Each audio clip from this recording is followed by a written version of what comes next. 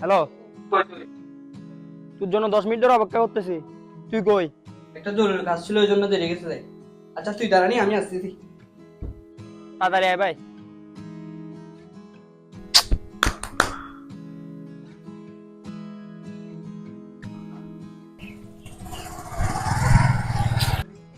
আর আধা ঘন্টা দেরি করে আসছি তুই। একটু জরুরি কাজ ছিল, ওই জন্য।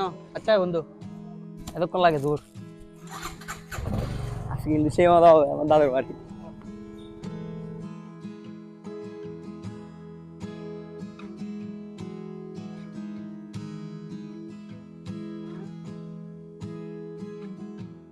আচ্ছা আমরা যাচ্ছি কই?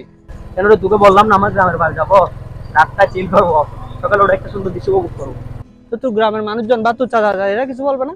আরে চাচা তো বেড়াতে গেছে, আর গ্রামের মানুষজন আমাদের বাসায় আসবে না। এটা তো অনেক চিল হবে বন্ধু। খেলা হবে।